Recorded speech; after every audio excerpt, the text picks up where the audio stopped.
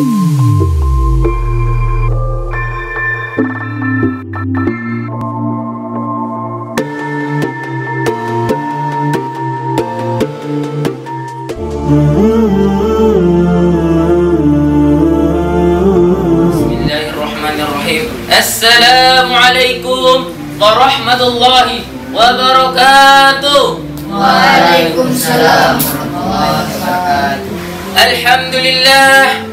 Alhamdulillahi rabbil alamin. Wa bihi nasta'in wa ala umurid dunya waddin.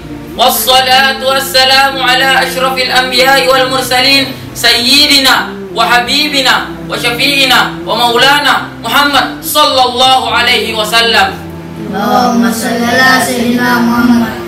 Pertama-tama dan yang paling utama, marilah kita panjatkan puja dan puji syukur kita atas kehadirat Allah Subhanahu wa taala. Karena ialah Allah yang telah memberikan kita beribu-ribu kenikmatan, di antaranya nikmat kesehatan, nikmat kesempatan, dan terlebih-lebih lagi nikmat iman wal Islam.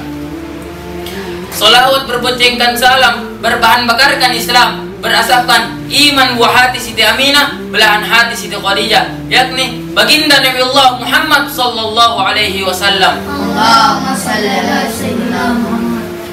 Insya Allah pada malam kali ini saya akan menyampaikan ceramah yang berjudul ilmu pengetahuan dan ancamannya. Ma'asyiral muslimin wal muslimat rahimakumullah. Tidak dapat kita pungkiri bahwa ilmu pengetahuan sangat dibutuhkan dalam segala bidang. Betapa tidak, kualitas suatu pekerjaan bahkan suatu produksi adalah ditentukan seberapa tinggi ilmu yang dimiliki oleh pengelolanya. Maka dalam hal itu Allah Subhanahu wa taala berfirman, "Qul hal yastawil ladzina ya'lamuna wal ladzina la ya'lamun." Katakanlah, apakah dapat disamakan orang yang berilmu dengan orang yang tidak berilmu? Pertanyaan pada ayat tadi merupakan bentuk istifham ingkari, yang jawabannya sudah sangat jelas. Betapa jauh perbedaan orang yang berilmu dengan orang yang bodoh. Maka menuntut ilmu itu hukumnya wajib bagi setiap muslim. Ma'asyiral muslimin wal muslimat rahimakumullah. Betapa mulianya orang yang menuntut ilmu, karena bukan hanya didoakan oleh para malaikat saja, tetapi juga didoakan oleh makhluk hidup lainnya. Oleh karena itu, orang tua hendaknya memberikan pendidikan kepada anaknya dan menempatkannya sebagai orang yang berilmu. Berapa banyak kejadian yang kita saksikan dewasa ini, di antaranya orang tua yang disiksa oleh anaknya. Betapa menyedihkannya kejadian peristiwa seperti itu. Misalkan juga ada orang tua yang membangunkan anaknya di waktu subuh dan ia berkata, "Nak, bangunlah, kasih keluar kita renaknu," atau "Nak, bangun muka cepat, kasih keluar ke mobil nu hari pasar ini hari." Tapi tidak pernah ada orang tua yang berkata, "Nak, bangun muka cepat, Nak, bangun muka cepat, pergi ke dulu salat subuh baru mengaji atau pergi ke masjid." Ma'asyiral muslimin wal muslimat rahimakumullah. Perumpamaan orang yang berilmu seperti orang yang mengajarkan kebaikan tapi ia melupakan dirinya sendiri. Seperti lampu yang menerangi orang lain tapi ia membakar dirinya sendiri. Di hadis lain mengatakan bahwa orang yang menyembunyikan ilmu, akal dan kalbu, fikir dan zikir, akal tanpa kalbu menjadikan manusia seperti robot, fikir dan zikir menjadikan manusia seperti syaitan. Mungkin hanya itu yang bisa saya sampaikan. Kurang dan lebihnya saya mohon maaf. Bila ada kekurangan itu datang dari saya, bila ada kelebihan itu datang dari Allah Subhanahu wa taala. Unzur man qala wala tanzur man qala. Lihatlah apa yang disampaikan, jangan lihat siapa yang menyampaikan. Karena saya bukan presiden, saya bukan gubernur, melainkan hanya seorang santri dari pondok pesantren Nahdlatul Ulum. Mungkin hanya itu yang bisa saya sampaikan. Wallahumma fiq ila aqwamit thariq. Summa assalamualaikum warahmatullahi wabarakatuh. Waalaikumsalam warahmatullahi wabarakatuh.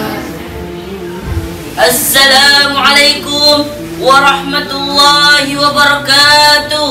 Waalaikumsalam warahmatullahi wabarakatuh. Alhamdulillahilladzi man tawassala ilaihi bisyirki niyatin kafa wa man taqarraba ilaihi bittiba'i syariatihi qarrabahu wa adna wa man tawassala ilaihi bi khalisa idiyatihi ajabahu wa labba. Allahumma salli ala sayyidina Muhammad والذي بلغ رسالة وعد الأمانة ونصح الأمة وشكف الأمة وعلى آله وصحبه أولي الكرام أما بعد. Segala puji bagi Allah, Tuhan semesta alam yang menciptakan manusia dengan bentuk yang sempurna. Alhamdulillah adalah kalimat mantul kiram, kalimat pengakuan hamba kepada Tuhannya yang menciptakan dengan sempurna.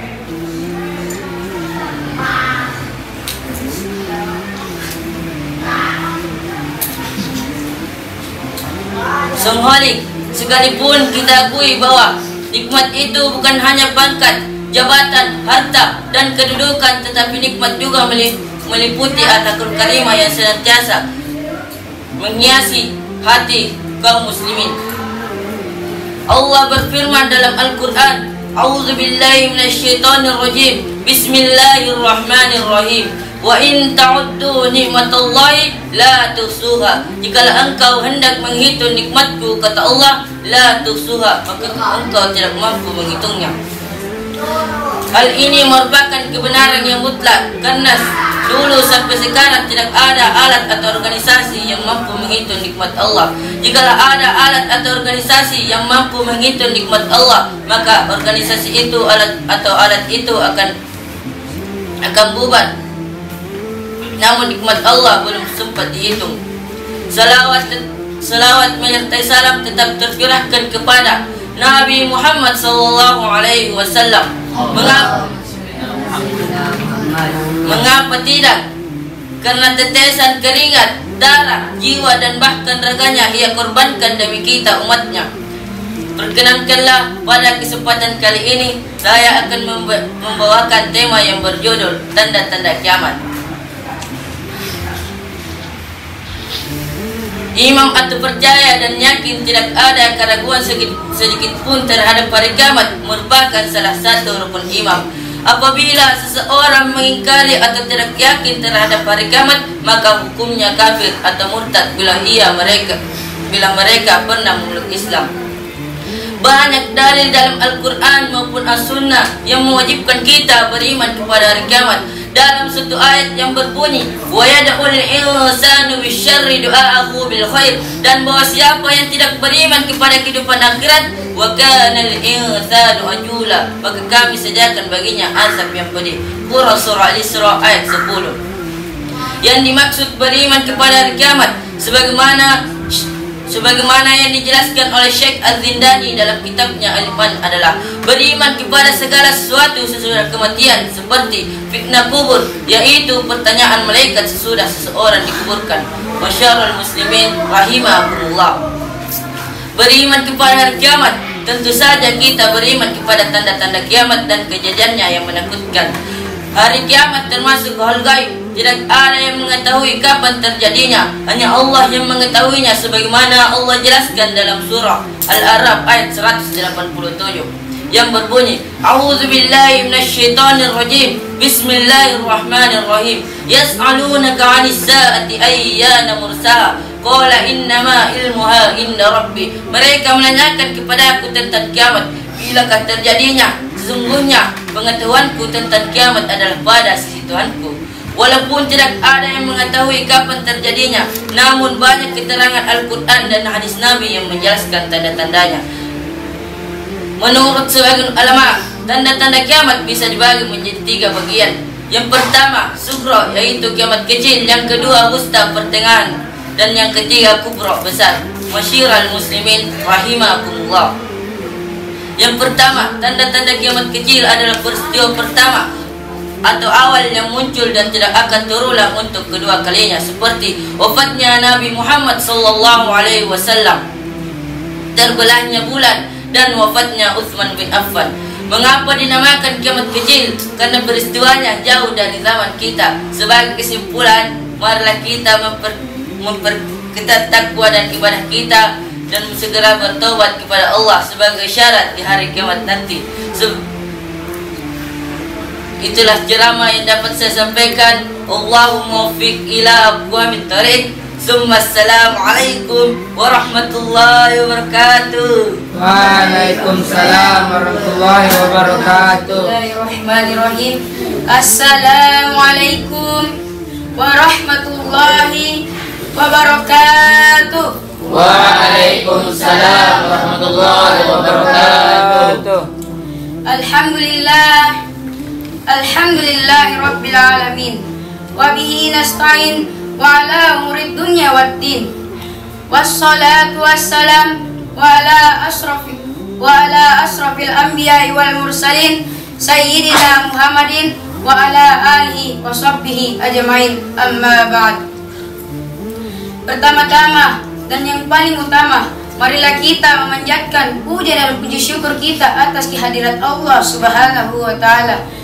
Karena ialah Allah yang telah memberikan kita begitu banyak nikmat, yakni nikmat kesempatan, nikmat kesehatan, dan terlebih-lebih lagi nikmat iman wal Islam.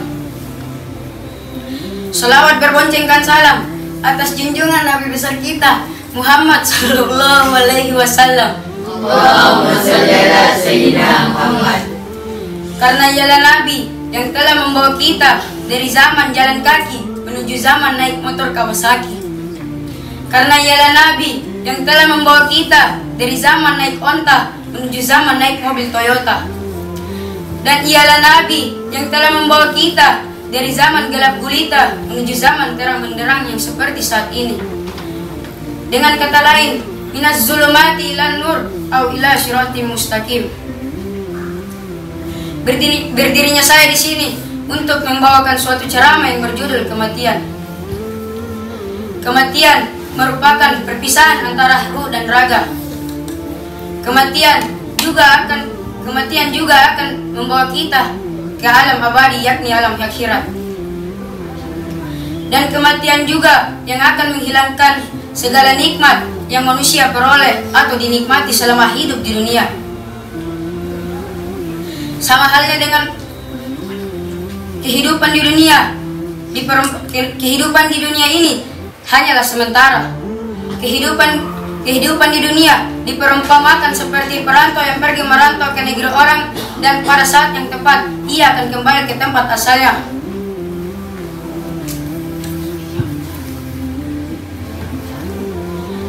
Ia mencari dan membawa bekal selama hidup, selama di tempat perantauan. Sama halnya dengan manusia akan kembali menghadap ke hadapan Allah Subhanahu wa ta'ala dengan membawa amal baik atau buruk selama hidup di dunia. Kematian menjadi peristiwa yang pasti akan merasakan yang namanya kematian tanpa terkecuali. Semua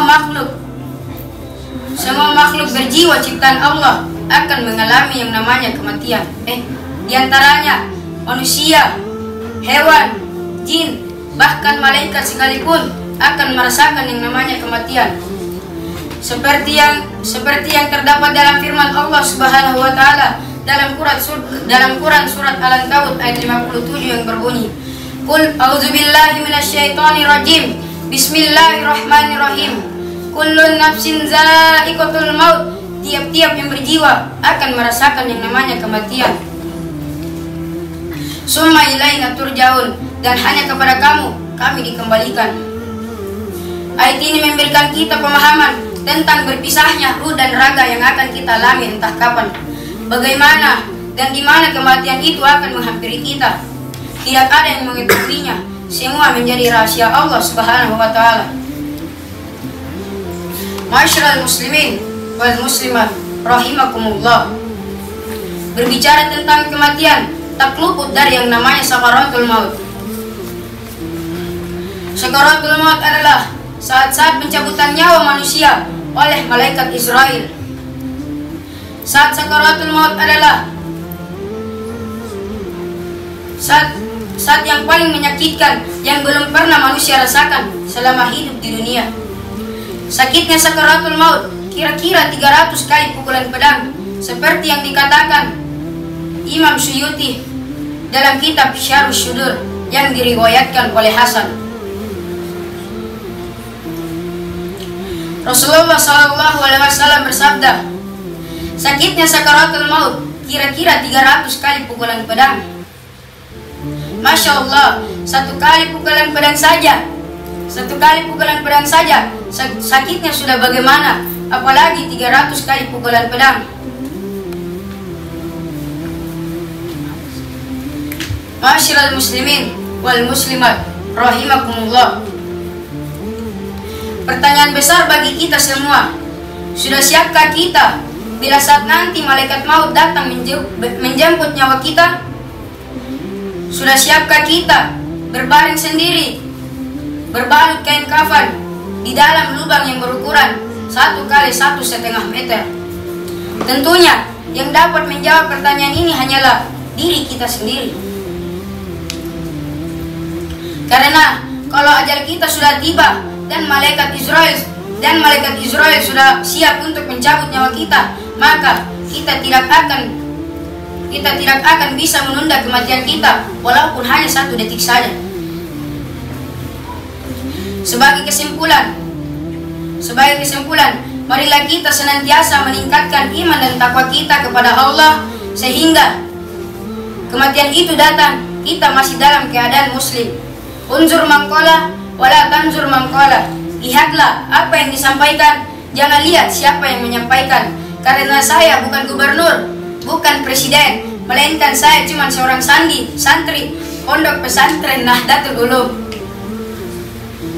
Demikianlah ceramah yang ingin saya sampaikan, kurang dan lebihnya mohon dimaafkan, karena manusia tak luput dari yang namanya kesalahan.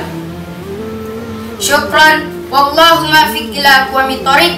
Summa assalamualaikum warahmatullahi wabarakatuh. Waalaikumsalam warahmatullahi wabarakatuh.